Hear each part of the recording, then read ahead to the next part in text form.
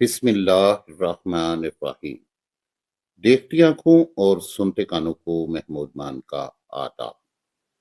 اپنی اس ویڈیو میں ہم 9th کلاس کے لیے اردو کی درسی کتاب کے سبق نمبر 1 حمد، جو کہ ایک نظم ہے، اس کے مرکزی خیال اور خلاصہ لکھنے کے بارے میں بات کریں گے۔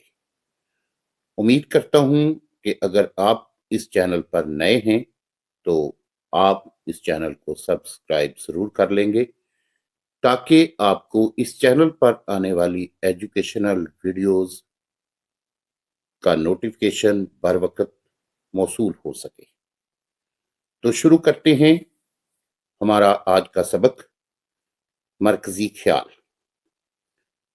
شاعر اللہ تعالیٰ سے مخاطب ہو کر کہتے ہیں کہ اے باری تعالیٰ، زمین ہو یا آسمان، تو ہر جگہ اور ہر لمحہ موجود ہے۔ بلا شبہ جو شخص خلوص دل سے تجھے ڈھونڈتا ہے پا لیتا ہے۔ یہ کائنات تیری تخلیق ہے، اس لیے ہر شے اپنی زبان حال سے تیری ثنا کرتی نظر آتی ہے۔ میری التجا ہے کہ جہاں تو نے انسان کو اپنے خلافت عطا کی ہے، وہاں مجھے بھی شوق سجدہ عطا کر۔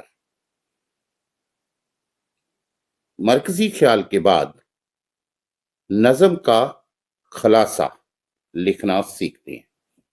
عزیز طلباء، یہ 5 نمبر کا سوال ہوتا ہے، آپ کو مرکزی خیال یا خلاصہ لکھنا ہوتا ہے۔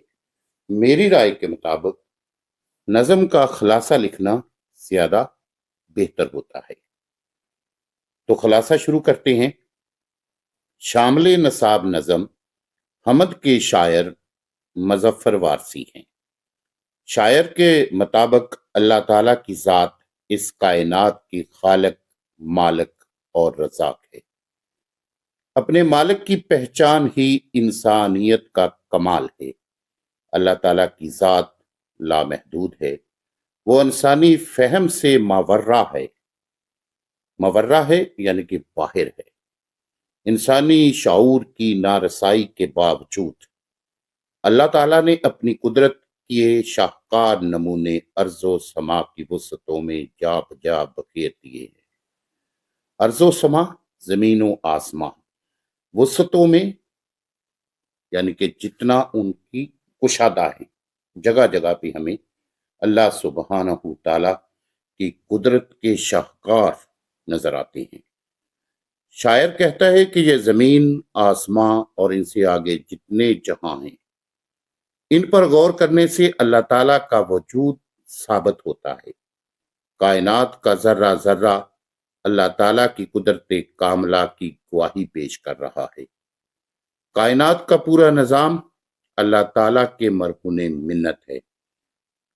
مرہون منت ہے یعنی کہ اس کا سبھی کو سنبھالنے والا، نظام کو کامیابی کے ساتھ چلانے والا اللہ سبحانہ تعالیٰ کی ذات ہے، اور بلا شبہ اس کے اختیار کے بغیر یہ سب کچھ قائم و دائم نہیں رہ سکتا۔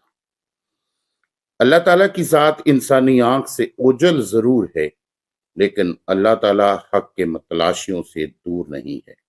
متلاشی کے معنی ہوتے ہیں تلاش کرنے والے۔ قدرت اپنے راز ان پر منکشف کر دیتی ہے، منکشف کر دیتی ہے، واضح کر دیتی ہے، کھول کر بیان کر دیتی ہے۔ جن کو اللہ تعالیٰ کی معرفت نصیب ہو جاتی ہے، معرفت پہچان، وہ اپنے خالق حقیقی کی تعریف و توصیف بیان کرتے ہیں۔ چاند اور سورج اللہ تعالیٰ کی قدرت کی نشانیاں ہیں۔ اللہ تعالیٰ نے چاند اور سورج کو روشن کرنے والا بنایا ہے۔ شاعر تاریخ اسلام کے اس اہم واقعے کی طرف توجہ دلاتا ہے کہ جب اللہ رب العزت نے زمین پر اپنا نائب مقرر کرنا چاہا تو اللہ تعالیٰ نے حضرت آدم علیہ السلام کی تخلیق فرمائی۔ آخر میں شاعر اللہ سے دعا مانگتا ہے۔ اس دعا سے شاعر کی اسلامی تعلیمات سے واقفیت کا بھی پتہ چلتا ہے۔ شاعر نے براہ راست اللہ تعالیٰ سے دعا کرنے کے بجائے پہلے اللہ تبارک و تعالیٰ کی مختلف صفات کو گنوایا ہے۔ آخر میں اللہ تعالیٰ سے اپنی دلی تمنا کا اظہار کیا ہے۔ عزیز طلباء، اتنا خلاصہ کافی ہے کہ نظم کے اندر جس قسم کا مضمون شاعر نے باندھا ہے، ہم نثر کی صورت میں اپنے لفظوں میں خلاصے میں لکھ دیں گے۔ امید کرتا ہوں کہ نظم محمد کا مرکزی خیال اور خلاصہ لکھنے کے بارے میں آپ کی مناسب رہنمائی ہو گئی ہے، اور آپ اس کو بہتر طریقے سے اپنے پاس نوٹ کر لیں گے اور بار بار کی مشق سے 5 میں سے 5 نمبر حاصل کرنے کے قابل ہو جائیں گے۔ عزیز طلباء، اچھی بات کو دوسروں تک پہنچانا صدقہ جاریہ ہے۔ امید کرتا ہوں کہ آپ اس مناسب اور مفید ویڈیو کو صرف اپنے تک محدود نہیں رکھیں گے، بلکہ اپنی کلاس فیلوز اور دوستوں کے ساتھ ضرور شیئر کریں گے۔ اجازت چاہتا ہوں۔ اللہ حامی و ناصر۔